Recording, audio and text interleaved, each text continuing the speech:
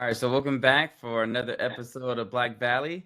In the previous episode, we talked about the customer hypothesis.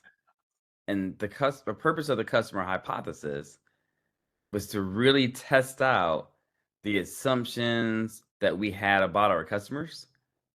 Because if we go with wrong assumptions and we use those assumptions to make decisions, we'll make the wrong decisions and that doesn't lead to profitability. So what we want to do is you take your assumptions and you rank them by which ones have the biggest impact, the biggest probability for not being correct, and then you form a hypothesis.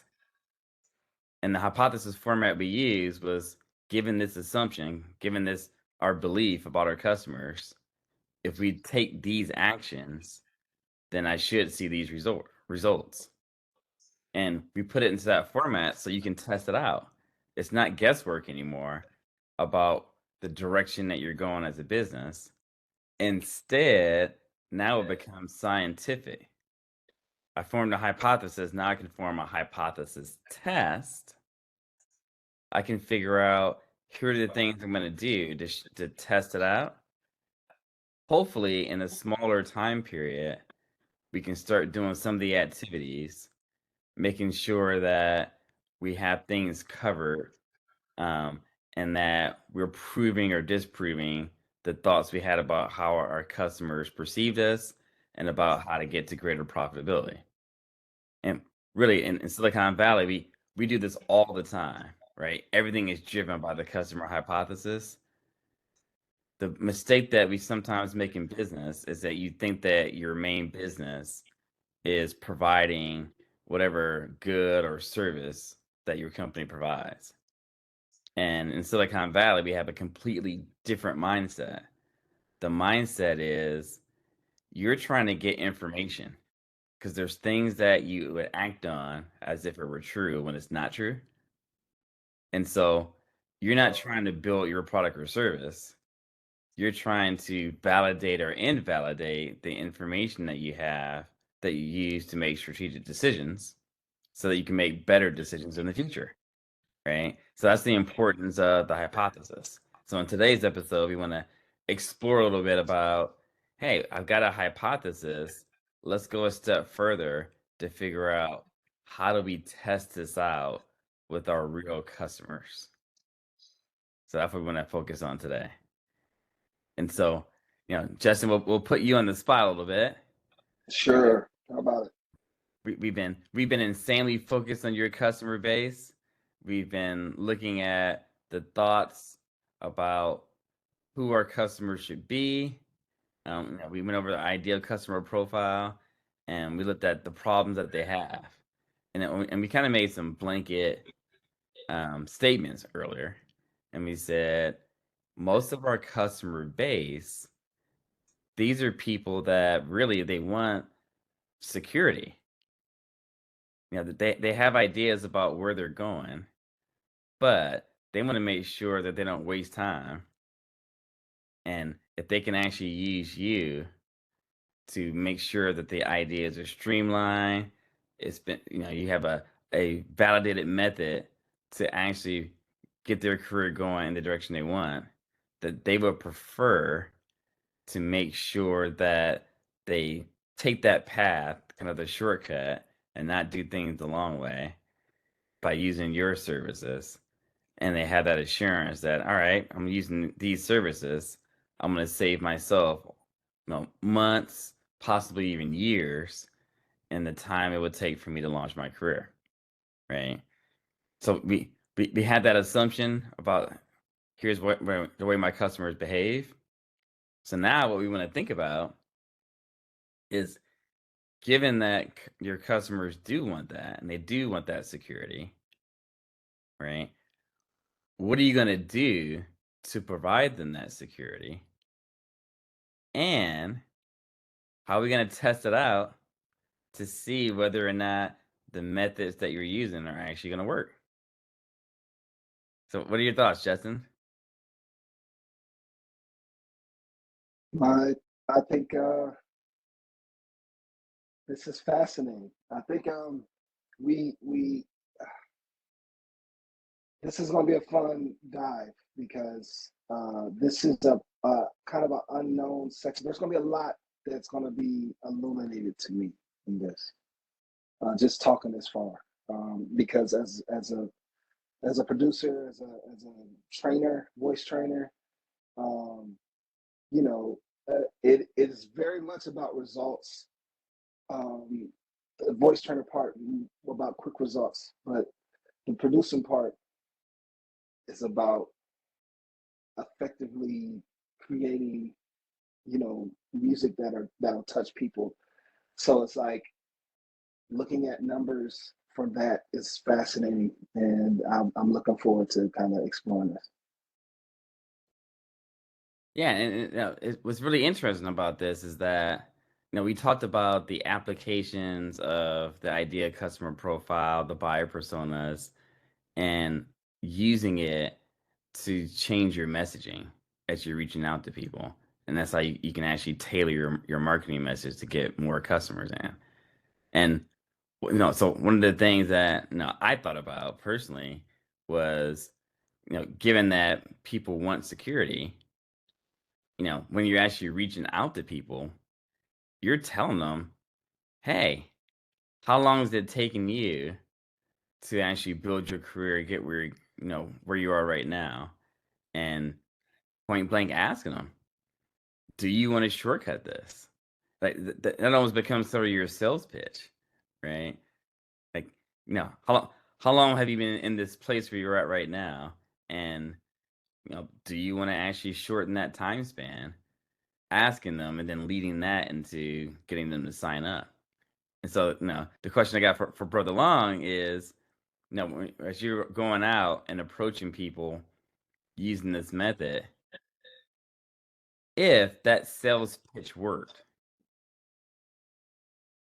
how many additional customers would you expect to pick up in, say, a month that would make you believe that, oh, you know what? That sales pitch and changing it was actually effective.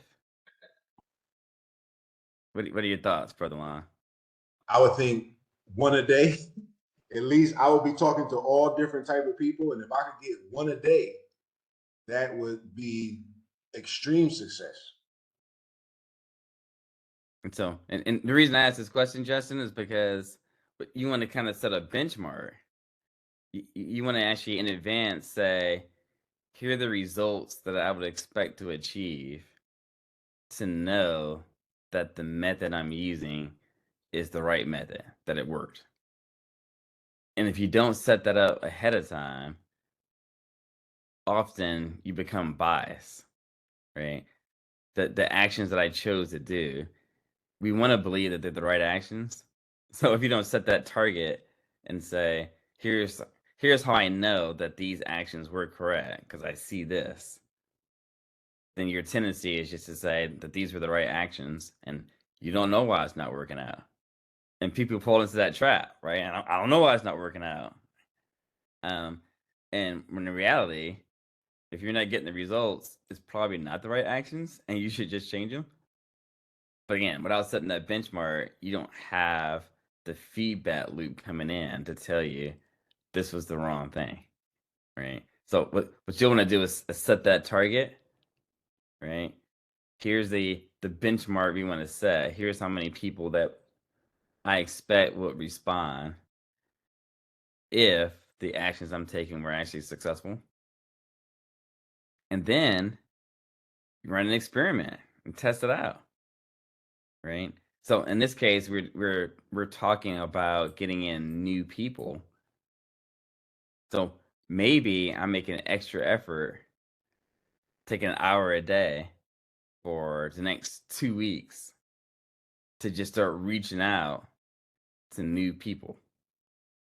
Use my modified sales pitch that we actually got gleaned from our customer persona, right? And saying, hey, we're going to save you all this time. Are you interested?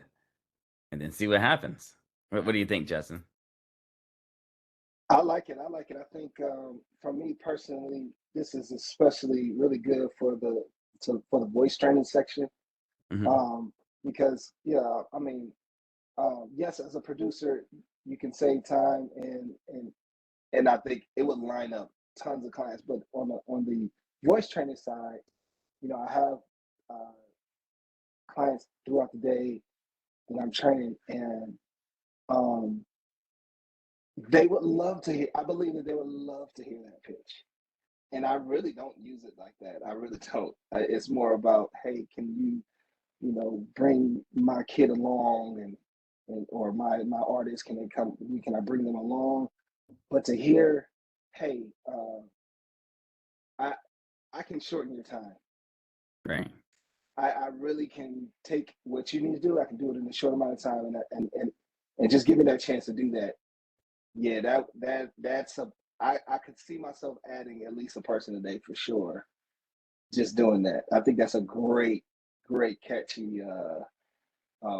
It'll grab them. Yeah, now what would be the best practice on keeping track of that? Like, how would you recommend me just, I mean, obviously, is there like, how would you recommend me kind of keep track of that? So I normally request that people use the easiest, low cost way to track it so they can prove this stuff out. And in most cases, that'll be like a Google sheet, because Google Sheets are free. And then, you just have one column um, that indicates here's the number of people you approach each day. And then another column saying, all right, here's how many people were interested. Right. So I got good responses from. And then another column to say, well, here's how many people signed up. Right. And then maybe I have this Google sheet that I'm actually looking at each day. And just a count of how many people fit into each one of those categories each day. So that way you can come back with real data to really analyze to see how successful was your experiment, right? And it's great feedback because it's objective. You can't really fight or lie with the numbers, and each of those numbers tells you, a different story, right? You could be that you get a lot of people that respond positively in that middle column, so the pitch is working, but maybe they don't close, maybe they don't become new clients, and so then you got to figure out, all right, so why didn't they become new clients? Is it because the price is out of range? Are they change something there? The time commitment, right? Because they responded good to the pitch, so I know that worked. So again, what you want to do is actually make sure you collect that information and you can actually analyze it to figure out what your next experiment is going to be. And it's a constant. So this changes your business because now, instead of, most people operate from a perspective of, I got a product or service, and most of my time is dedicated to providing that product or service. But what this does is shift things, and it says, nope, your main job as leader of the business is to experiment to see how you can make the business better. And so you're constantly thinking about what are the biggest things that you could leverage. How am I going to track the information, just like the question you asked? And what's my next experiment? And that becomes the main part of your job, right? But for the long, what do you think about this? About becoming a chief experimenter for your business instead of chief operations officer? I think it's a paradigm shift, um, and I also see a connection to some of the issues that we had for the community work, is that our academics would talk and theorize about a lot of things, and it would not always match up the experiences of those that I call in the trenches, who are actually out there with the people. Right. So I'm happy to see this process is incorporating both aspects of the community work. It's incorporating what I saw happen in academia, but then we're taking that to the streets, and that's something that's missing. in academia. Yeah, and I guess the beautiful part of this is that this process leads directly to action. So it's not all talk. It's because you're coming up with the hypothesis and you have to test it out. Testing it out is all action, and there's a logical tie to it. And it forces you, because you have to test out your experiment, it forces you to take action now. So it's not even this theoretical thing that I'm going to do all this planning to do things later on. It's nope, in order for me to figure out this information, I need to do these things, but I have to do it now because in the next time period, next sprint, I'm going to have another experiment. So I can't wait. I got to figure out this answer now so I can move on to something else. Right? How are you feeling about this, Justin? it, uh, it reminds me of when you're young and you're um, the innocence of just looking into something. You know what I mean? Like, and so it's exciting, and to me, it's super super exciting. I like to see. I like to try stuff. I like to. It helps you be different. It helps you to kind of think of things in your own way. And I love the practical part that puts it right in your face, like you have to do it. And I love it. I think it's great. I think it's exciting to me personally. If you know me, I'm the type of person that love building stuff and building teams, being a part of little things that are fun. That are fun, and this is exciting. It's going to be really fun. Now, what I find in a lot of organizations is that, again, the thing you're trying to fight is bias. We have a viewpoint from experience, and often we have, and I recently learned what an attitude really was, by the way, because we always use that term, have an attitude in our community. But so I started researching what it was.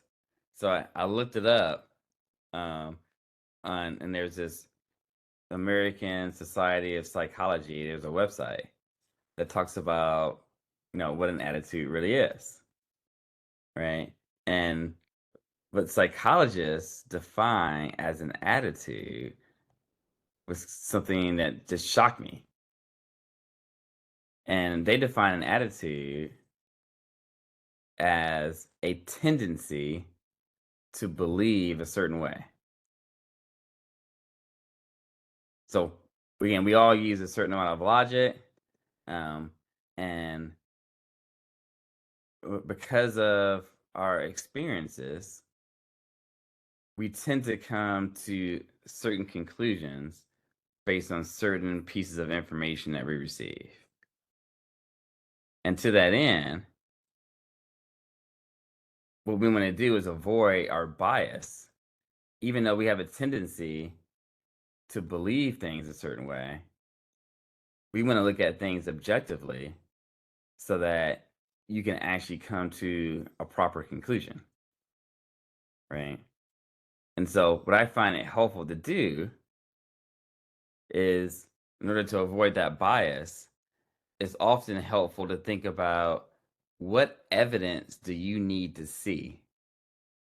So, when you perform your test, your hypothesis test, you're going to come to a conclusion on whether or not the assumptions that you had were correct and whether or not the behaviors that you perform were the right ways to get you the results.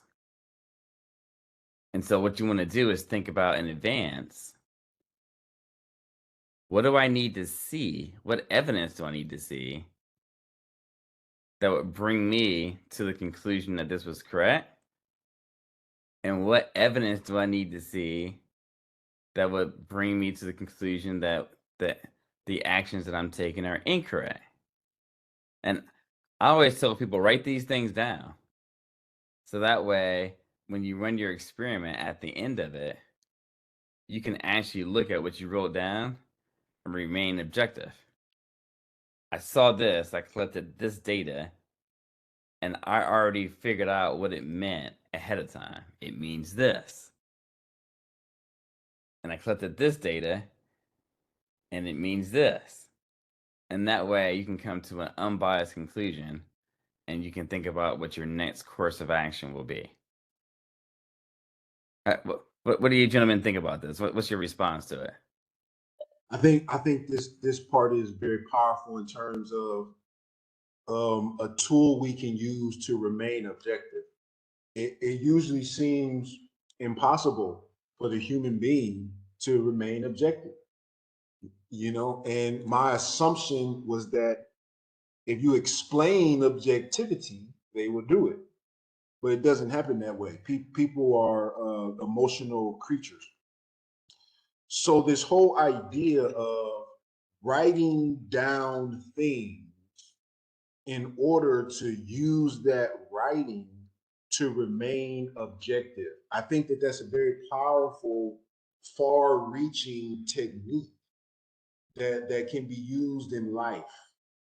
And that's and it just changed my perspective of memorandums of understanding, and Right. and just having something in writing. That way we can remain objective. That's powerful. I So agree. I agree. I think, uh, you know, for me in particular, uh, you have people that come in with a certain perspective, a certain attitude, and the information, allowing information to change your attitude is a very powerful thing. I think it's powerful. I think that's a great word, Brother Long, is powerful because, we think we know what is the best trajectory for a situation, or we think we know the best trajectory for our business. And then when we start seeing when we start seeing opportunities, I'll give an example for vocal training. I have artists, I have students, I have a few kids, and in some areas, people feel like they can't train kids. They only want the young adults or the artists. And in some situations, they feel like they can't train artists. They only want the kids.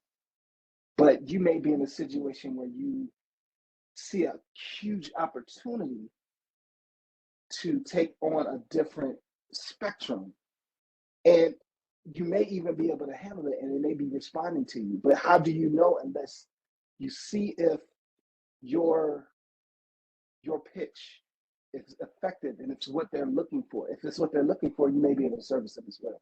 So it may branch your spectrum of of it widen your spectrum and allow you to be able to service more people or even focus it more.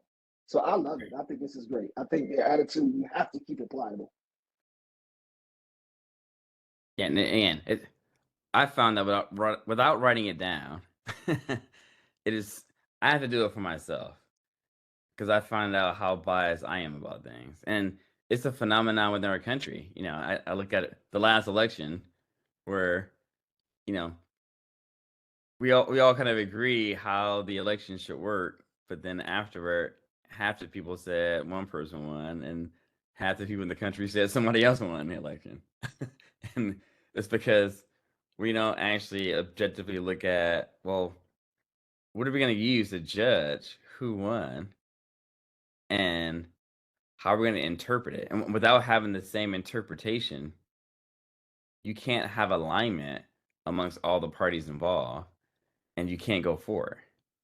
So I'm a huge believer in when you write these things down, thinking about the evidence needed to come to a conclusion. It isn't just for me. I want to do it for all parties involved. So maybe I do this with the artist. Hey, it's if we're maybe experimenting with or testing out whether a certain vocal training technique worked. Let's agree on what we would see that lets you know that it is working. and let's agree on what you would see that lets you know that it's not working. And let's write this down. Let's get a date that we're going to reevaluate. We look at the evidence and then come back and then form a conclusion. Because, if you're not that strict about it, you often would come to the wrong conclusion. And when different people come to different conclusions, that lack of alignment leads to poor results. So I'm going to get everyone on the same page with it. That running the experiment is, just doing the activities is what everyone gravitates toward. But that's not the most important part. You're only running the experiment and doing those activities so that you can come to a conclusion and use that conclusion to make some decisions about activities in the future. So the most important part of running the experiment, of testing out your hypothesis, is really figuring out what the analysis of the data is going to mean so that we can come to the proper conclusion. What do y'all think about this?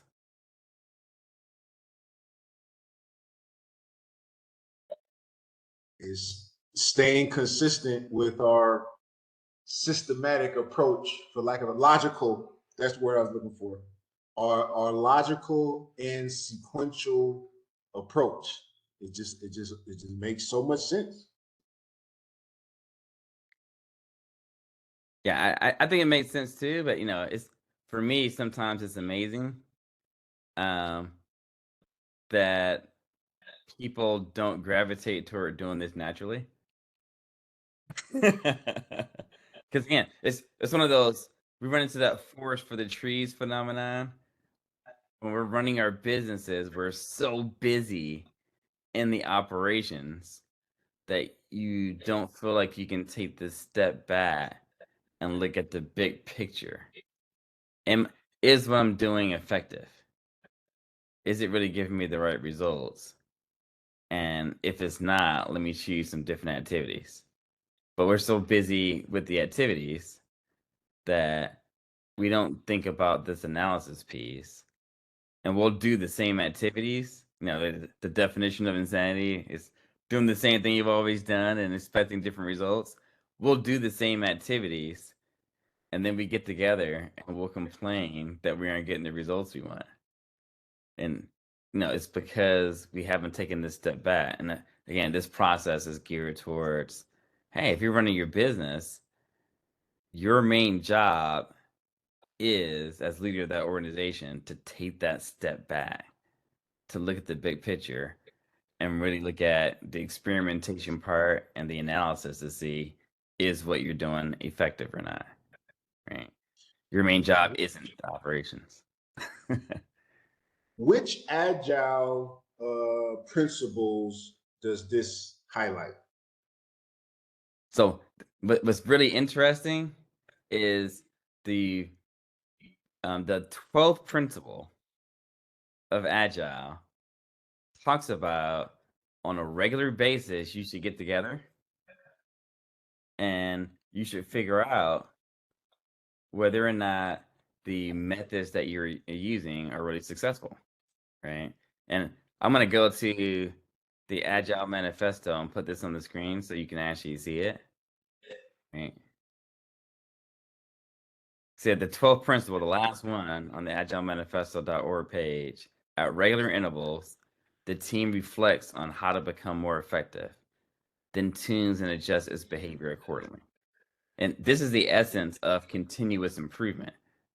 How you actually get your businesses to grow is by continuously doing things to make it better. And so you want to have regular time sets where you look at these things and examine it, analyze it to see, what can I do to make it better? Now, within Scrum, one of the main purposes of the retrospective is to take a step and look at the assumptions that you have and challenge it. And often we're so busy running our business and everything that we don't take the time to challenge our assumptions. But you can see here during a sprint retrospective, right? Assumptions that led them astray are identified and their origins explored. And the whole idea of forming a hypothesis and testing it is to help you figure out, hey, what beliefs, remember, assumptions are beliefs. What beliefs did you have that caused you not to get the results that you wanted to get? And if you're not getting the results, let's not just keep acting as though those beliefs were true. Let's challenge those beliefs, figure out the assumptions that led you astray, and let's get rid of them. Replace them with some things that are true. And the things that are true come from the conclusions drawn out of your hypothesis testing. Let's get rid of the bad stuff and replace it with the truth. Right?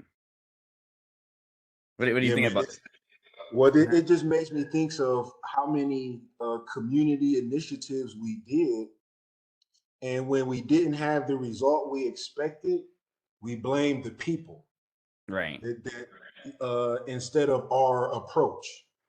Correct. It was like, okay, we did this, and the people didn't support it. Something's wrong with them.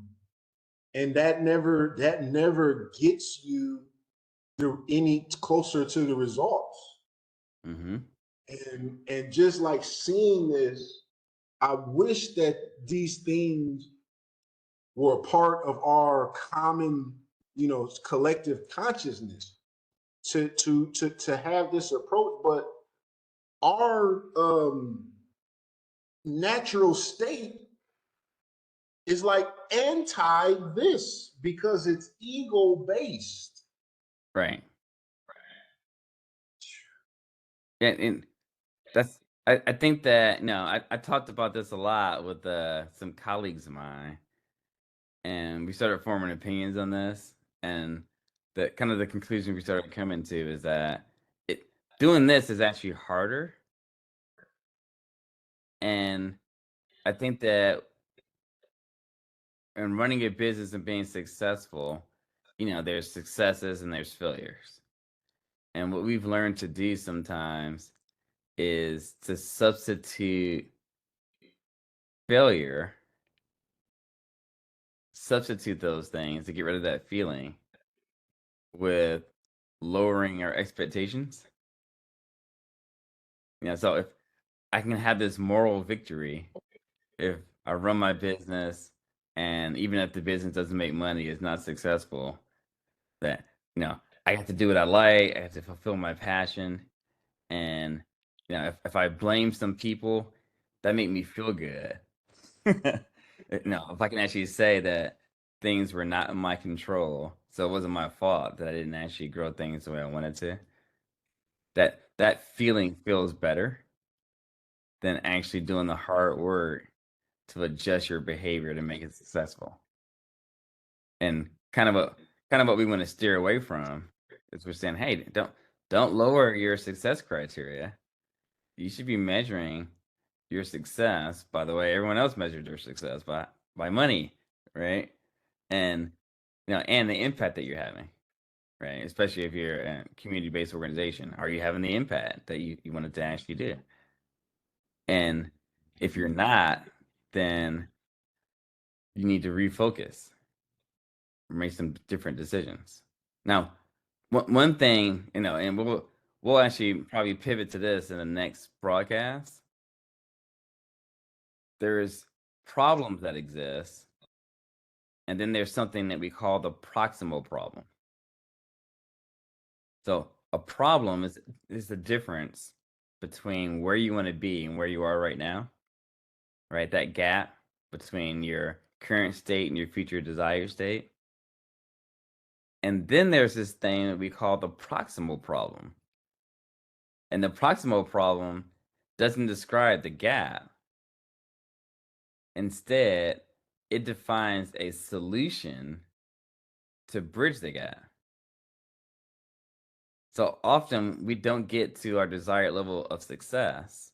And like you said, we blame people if people did something different, then that would be a solution to the problem. But it's not. The people aren't the problem. People are never the problem. It's always the process we're using, right? Change the process, you get different results.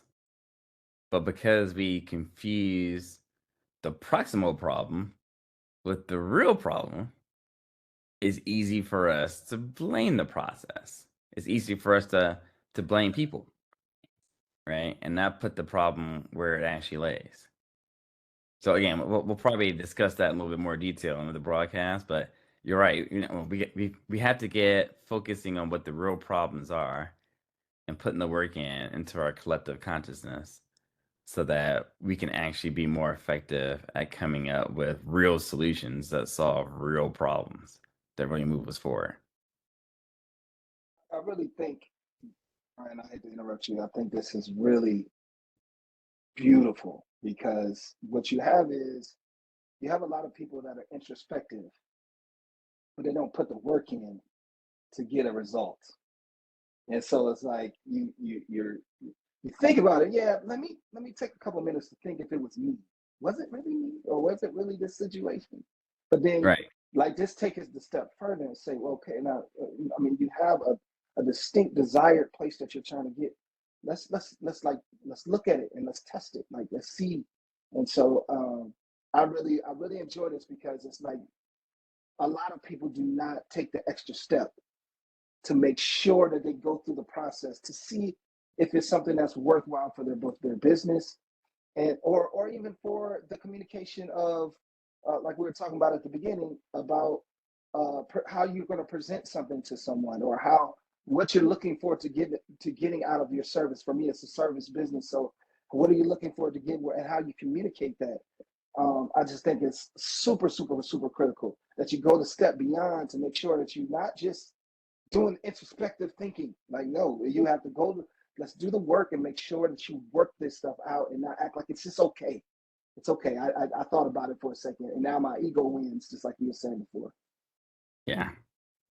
And it's tough. It's a tough thing to take that objective view and form these conclusions because when you're running your business, if you're not reaching the success you want and you're making the decisions, ultimately, from an accountability perspective, you're the reason, right? Because you could have made some different decisions. And so, in order to protect our own, like Brother Long was saying, to protect our ego so we feel better, like lots of times we want to blame other people. So then we don't have to blame ourselves and say we could have made some different decisions. But again, if you take things from this experimental hypothesis driven learning perspective and you say, hey, I don't know everything. I'm trying to learn. And with each week, I should learn something piece by piece that'll make me better. And that way it takes kind of the sting out of it because you're recognizing that you are going to make mistakes and that's okay. But I should keep learning new techniques, new effects that will make me better. And that's where we want to get to. Right? Any final words before we wrap up this episode?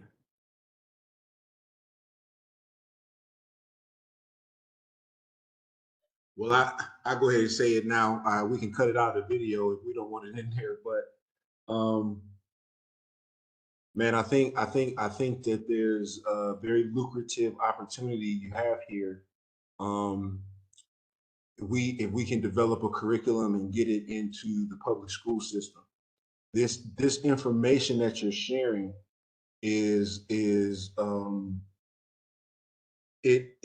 touches on a spectrum far beyond just business, but even in business and marketing and things of this nature. I mean, we have the potential to develop a curriculum and perhaps get it accepted across a state and then maybe even across the country.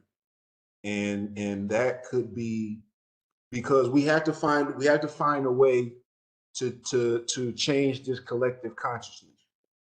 And one way to do it is to create the collective consciousness in the children so that the next generation of adults already have it, as opposed to only focusing on how to change the paradigm of the adults. So with the right pitch in front of the right people, there are going to be people who can see the value of this and this type of thinking and this type of approach among our children, especially with all of the STEAM and STEM, science, technology, engineering, architecture, and mathematics program, this whole STEM and STEAM movement that's going on with the public education. We need to find our way into that so that we can begin molding this collective consciousness of the new adults that are being minted. Yeah. Yeah, you're right. I think there's an opportunity here, because I think these principles they're universal and they're scientific, right? Hey, Man, you blow my mind. Every week you blow my mind, man. I need a mind explosion brain emoji or something, man. Well, I'll say, hey, with that, well, thank you, gentlemen, for joining us once again for the podcast, and we will again maybe for next episode we will explore a little bit more about problem solving and how to actually stay focused on what the real problems are, so you make progress, right? And that's to the end. We'll see you next time.